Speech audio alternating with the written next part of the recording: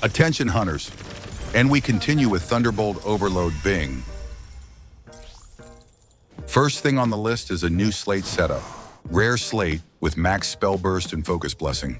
A prairie, which will copy the last talent on adjacent slates. It is very cheap right now, so I can't pass up.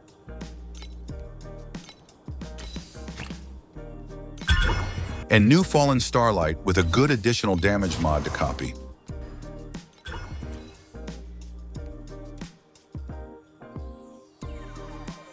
This new setup should give me a decent damage upgrade. At this point, I really need to upgrade the rest of my gear to priceless, so time to grind. My farming strategy is pretty simple. I just run Carjack and Profound with no compasses. The profits are very good for no investment. Farming in Profound is very fun since you start getting a lot of tinks from 50 FE stacks.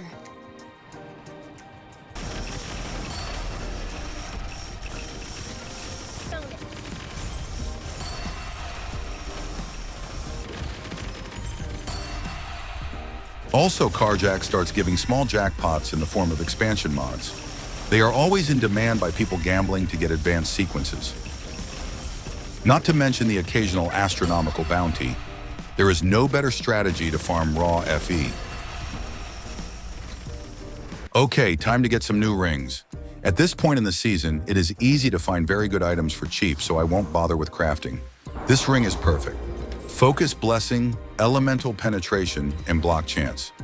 I just need to replace the elemental resistances with erosion resistance and crit rating.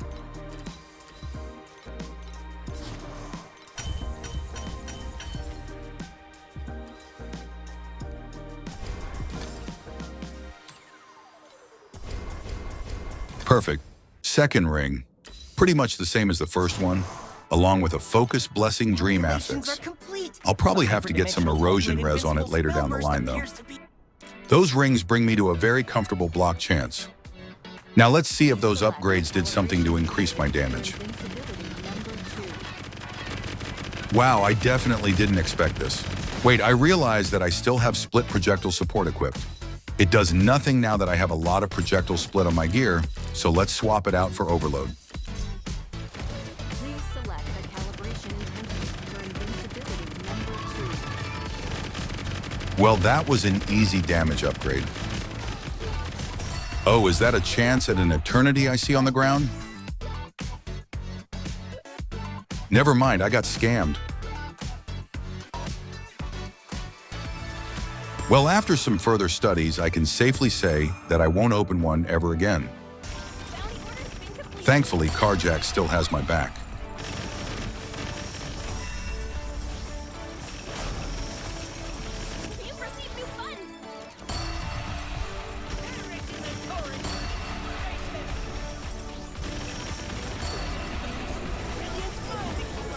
I couldn't find a good belt, so I decided to craft my own.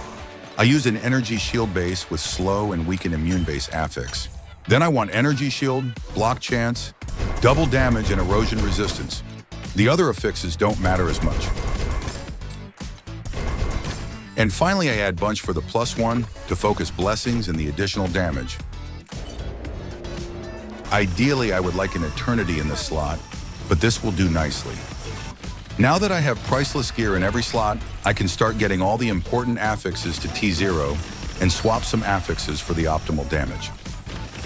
By the way, I forgot to record a sequence where I upgraded some affixes on my wands.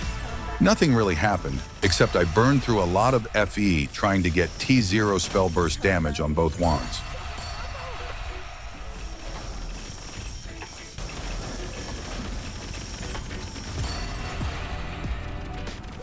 Since I have double damage on a ring and on my belt, I can swap one double damage affix on a wand and get a T0 parabolic projectile split. This should be a significant damage boost, since Thunderbolt Overload gets 20% additional damage per parabolic projectile split above 5. Also, I'll swap this flat lightning damage for some increased damage. Thunderbolt has very poor added damage effectiveness, and my build lacks increased damage, so this is an easy choice. And finally, I need to re-roll the affixes until I get +3 to physical skill level.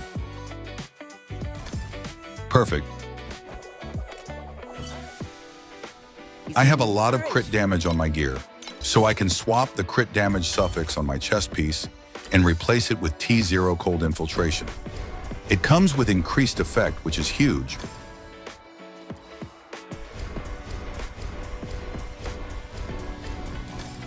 Now let's see if these upgrades did something for my damage.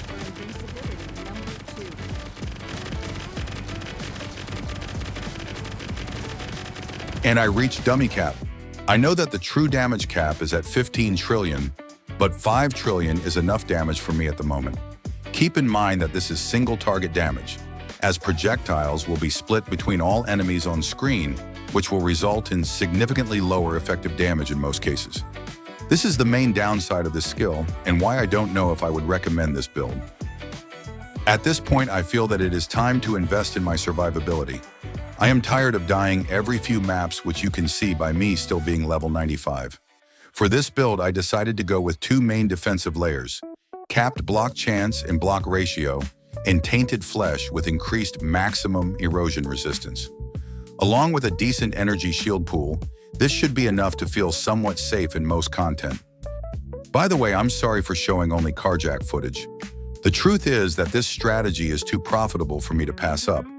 Also, the fact that it gives mostly raw FE is very nice since it is very late in the season and things can take a while to sell on the auction house.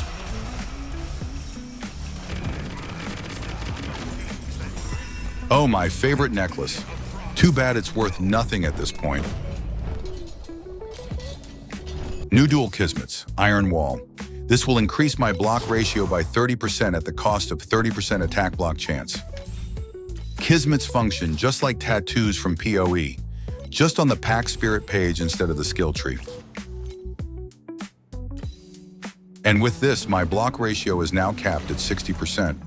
I still need to cap both my attack and spell block chance, but this should be enough for now. The next upgrade will be some max erosion resistance. Unfortunately, the items needed for this are very expensive due to the popularity of tainted flesh. Well, this just means a lot of farming for me. I got tired of running Carjack, so I decided to do some compass farming instead. This strategy relies on the synergy between the clockwork mechanic and Doro to drop a lot of compasses when redeeming the cogs at the end of a map. Unfortunately, this strategy will not be profitable without both Alice and Doro. This is a shame because I find it to be the most fun farming strategy. Here's a quick look at the void chart I'm using.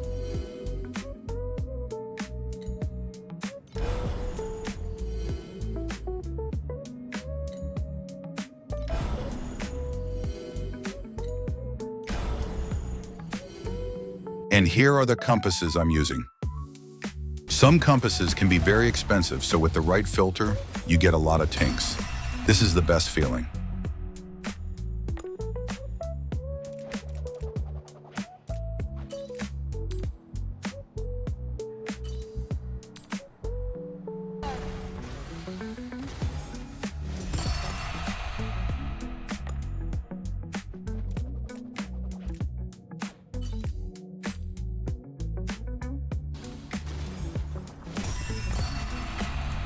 Also, using the compass probe has a small chance to make a loot goblin appear in your maps.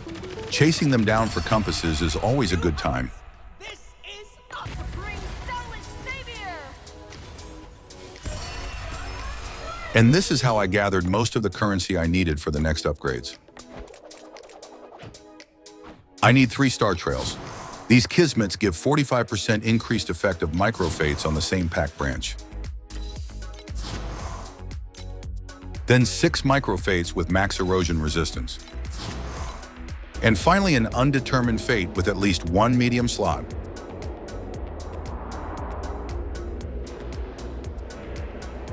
This setup is very straightforward. I want 3 star trails on the same pack branch for increased max erosion resistance. But the number of medium destiny is limited to 4, and I already have 2 Iron Wall Kismet. That's where the undetermined fate comes in. The destiny slots it adds do not count toward that initial limit, allowing for more destinies to be equipped. Ideally, I would remove and add the max erosion fates until I get all max rolled. But that is very expensive currently, so I'll keep these rolls.